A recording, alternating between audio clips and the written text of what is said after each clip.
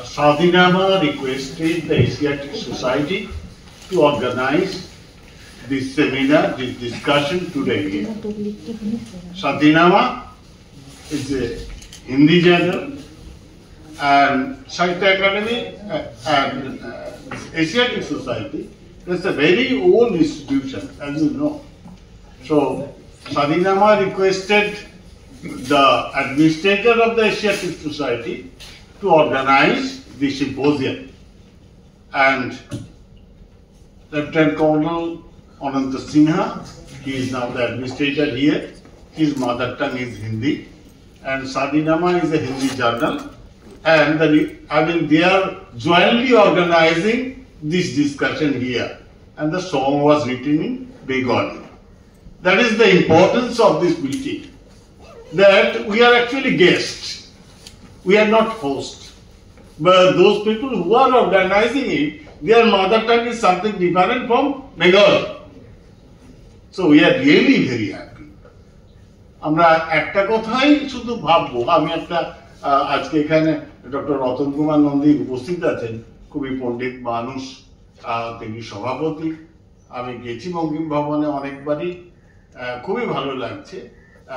তো সেটা আমি এই কথাটাই বলতে চাইছিলাম যে এটা ঘটলো কেন। আমি সেই একটা বক্তৃতায় সেখানে দিয়েছিলাম যে বঙ্কিম কিভাবে ভারতবর্ষকে অ্যাকোমোডেট করেছিলেন। বঙ্কিমের গোটা সাহিত্য রচনার মধ্যে বারে বারে he was writing in Bengali, but he was thinking about India. In every novel, so many essays, একটাই কথা, ভারতবর্ষ। এই যে ভারতীয়, আজকের ভারতবর্ষ নয়, undivided India. Now it has been divided into 3 parts, but at this time it was one. এই যে বঙ্কিম যে কাজটা করেছিলেন সেই সময়, শুধু বাংলা নয়, তার যে কাজটা, কেউ বলে না যে বঙ্কিম বাংলা সাহিত্য, বাংলা উপন্যাসের অন্য জনক, হয়তো বলে না, বলে ইন্ডিয়ান কথা সাহিত্যে, ইন্ডিয়ান ফিকশনে তিনি জনক। এই যে কোথাও ইন্সপায়ার করছে গোটা Bharatvarsha. At the same time, এই যেটা বারবার বলা হচ্ছে এই গানটা সম্বন্ধে, যেটা বন্দে মাতরম সম্বন্ধে বারবার বলা হচ্ছে যে এই যে শব্দগুলো, এই শব্দগুলো ভারতবর্ষে কারো বুঝতে অসুবিধা হয় না, সবাই নিজের গান করে নিতে পেরেছেন, কারণ ওখানে যে শব্দ চয়ন সেটা একেবারে সংস্কৃত তৎসম শব্দ, সেখান থেকে সব শব্দগুলো উঠে এসেছে, এবং তার সুর, তার ছন্দ, সমস্তটা মিলে আমাদের সংস্কৃত সাহিত্যের যা ঐতিহ্য, আমাদের সংস্কৃত ভাষার যা ঐশ্বর্য, সমস্তটা ওই গানটার মধ্যে ধরা আছে। ওই গানটাকে যদি আমরা শুনি, অনেকজন নানা সময় শুরু করেছেন, সেটা নিয়ে আলাদা বই হয়েছে, এমনকি বঙ্কিম ভবন থেকে সেরকম একটা সিডিও প্রকাশিত হয়েছে, এই নানা সুরগুলোকে এক জায়গায় নিয়ে এসে। কিন্তু প্রশ্নটা হচ্ছে, সেটা হতেই পারে নানাজন নানাভাবে সুর দেবেন, কিন্তু যেটা হচ্ছে এই একটা গানকে কেন্দ্র করে, এইটা শুধু সেটারই 150 বছর আমরা পালন করছি, সেই যে গানটাকে কেন্দ্র করে যেটা পরে আনন্দমঠে ঢুকলো, এই উপন্যাসের মধ্যে সংযুক্ত হল, সেইটা যুগ হয়ে ভারতবর্ষের স্বাধীনতার সেটা মন্ত্র হয়ে উঠলো। এ কথা বলছেন অরবিন্দ, সত্যি মন্ত্র। এবং কি করে এটারও বিবর্তন হয়েছে। গানটাতে কিছু থাকে, কিন্তু গান তো একটা টেক্সট।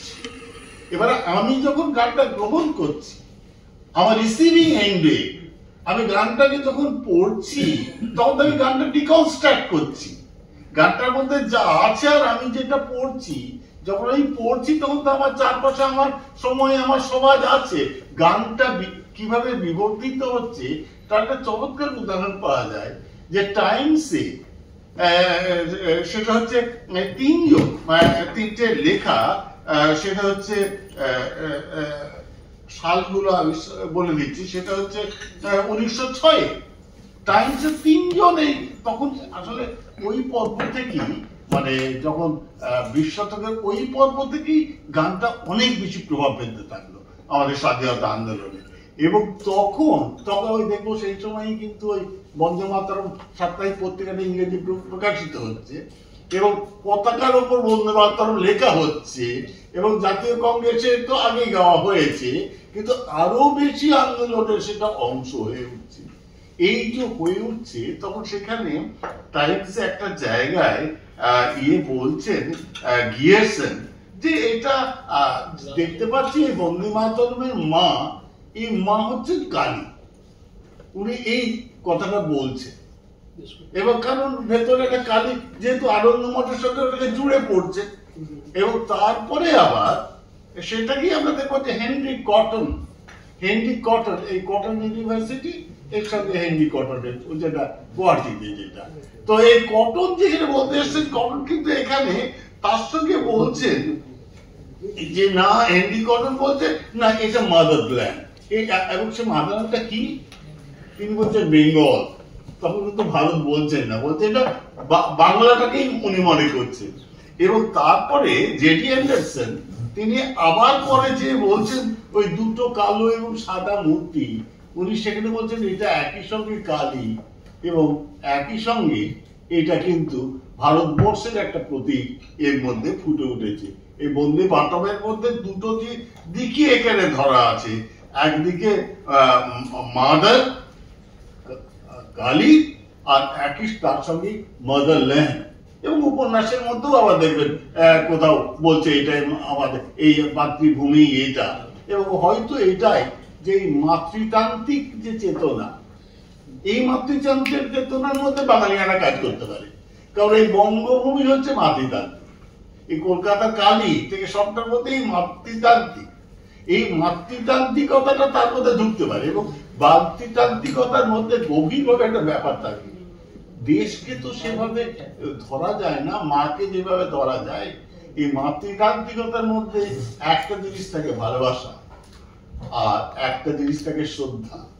সেটা মাতৃ দেবীর প্রতিও, মানে বাড়ির মা এবং মন্দিরের দেবী, সেই দুই জায়গায় সেইটাকে একটা সূত্রপাত ধরে সেইখান থেকে তিনি মাতৃভূমিতে যাচ্ছেন।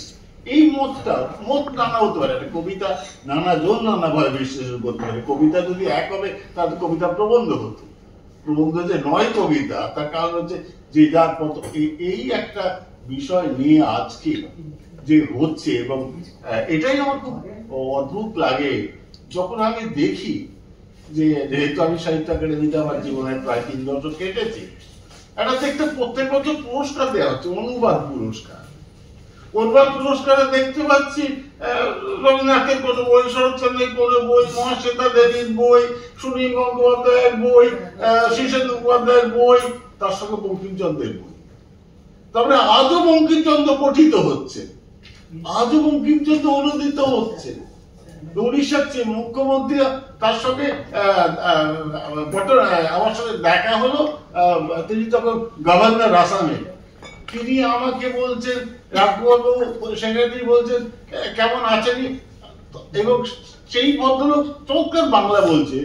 এবং তিনি যখন উড়িষ্যার মুখ্যমন্ত্রী জগদীপ পট্টনায়েক মুখ্যমন্ত্রী হিসেবে তিনি কাজ করছেন, অত সেই মানুষটা বঙ্কিমচন্দ্রের উপন্যাস সমগ্র অনুবাদ করছেন ওড়িয়া। এই যে মানে মুখ্যমন্ত্রী হয়েও এটা আমার পূর্ণতা নেই, ওটা আমার বাইরের পরিচয়। আমার পরিচয় আমি বঙ্কিমের সমগ্র উপন্যাস আমি অনুবাদ করব।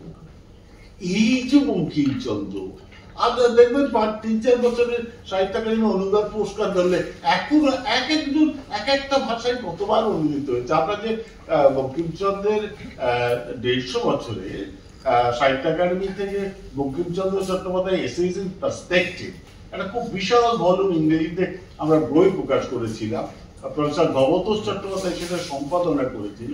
সেখানে পুরোনো আমলের যে লেখা, বঙ্কিমের সমসাময়িক কালের লেখাগুলো অনুবাদ করে দিয়েছিলাম, আমাদের সময়ের গুলো দিয়েছিলাম এবং বিব্লিওগ্রাফি যেসব সেই কাজটা করা হয়েছিল।